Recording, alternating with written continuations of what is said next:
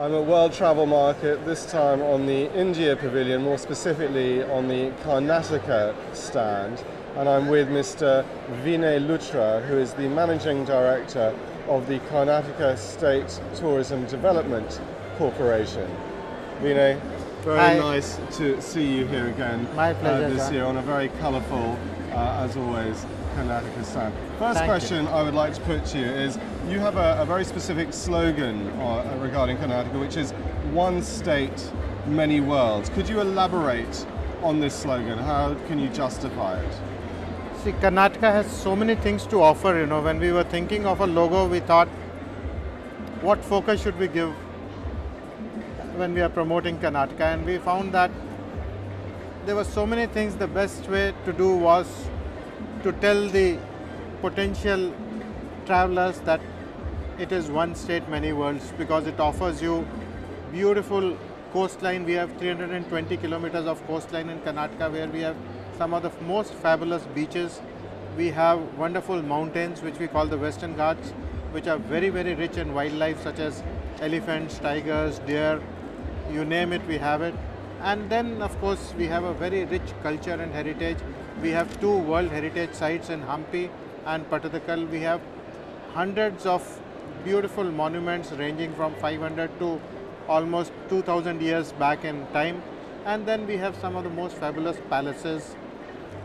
We have adventure sports, we have everything, So we decided to call it as one state, many worlds. As well as some world-class cities like Bangalore and Mysore and...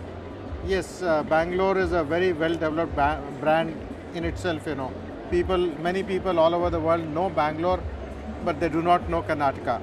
Sure. Bangalore is known because of its IT and BT. It has become one of the most developed business hub today, which is very lively. We have got a lot of live pubs and so many things in Bangalore. And Mysore, of course, is a heritage city full of palaces. And recently, in fact, New York Times also called it as one of the must-see 20 places in the world. They have rated it as number 4 because of the wellness, meditation and yoga potential which it has, in addition to the palaces and the wildlife that it has. And looking at Karnataka specifically, what new developments in the tourism infrastructure can the trade look forward to over the next year, to 18 months? Karnataka is now, as I said, very strongly promoting 2 things as far as international travelers are concerned. One is heritage and the other is wellness tourism. Wellness, in fact, is developing very fast all around Bangalore. We have got some of the most well-developed wellness resorts which have come up, which are in Ayurveda, Unani, yoga, a lot of traditional systems, homeopathy that we have in India, which we are now promoting for an international traveler. As far as heritage is concerned, we've been promoting it for quite some time, but since many of these areas are very interior, we decided to go in for heli-tourism, which is a new product which Karnataka is developing now. We've already started a heli-tourism project in Hampi. From Hampi, then we take tourists to other nearby places such as Bijapur, Badami, so they can visit a lot of different places in a relatively short period of time, within an exciting environment. Yes, and with the roads and accessibility to some of these places not being very good, helicopters come in very handy. Sure. Next question I want to say is talking more about putting Karnataka in contrast with the rest of India, which of course is very much riding the crest of a wave on every single front, but in terms of tourism, where does Karnataka fit in terms of tourist arrivals, most popular destinations within the whole subcontinent, would you say? See, Karnataka, as I said, for the last many years was mostly targeting IT and BT. So tourism was not a very big priority at that time, though we have such fabulous places that I have spoken about. But things have changed in the last few years, Now we have become very aggressive in promoting tourism and the destinations that we have. And Karnataka already rates amongst the top 4 tourism places in our country. We have, as far as international travelers are concerned, we are number 3 or number 4 in India, As far as tourist arrivals are concerned, we get almost 10 to 12% of all the international travelers who come into India do visit Karnataka. That's very impressive. And things are improving as the days go by. And that's not surprising, Vinny, when you think there are a number of unique products within Karnataka, which brings me on to my next question.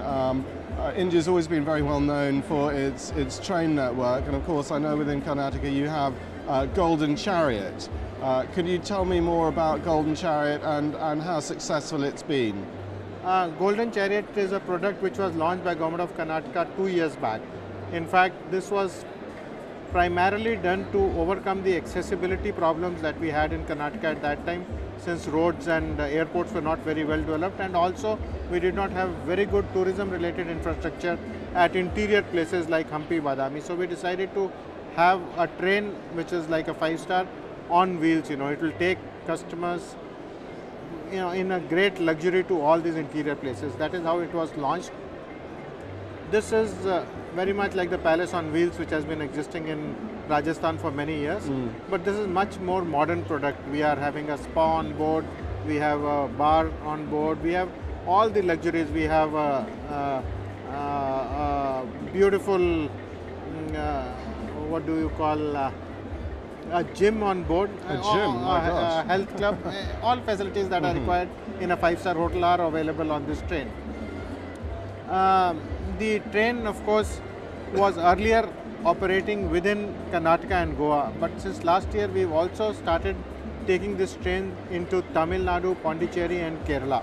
So this practically makes it a gateway to the entire South India, because we feel that when a tourist comes to India, travels say 5,000 or 8,000 or 10,000 miles, doesn't come to see one state, they would like to cover as much as is possible. So we thought the Bangalore airport, which has become a very modern international airport, should ultimately become the gateway into entire South India.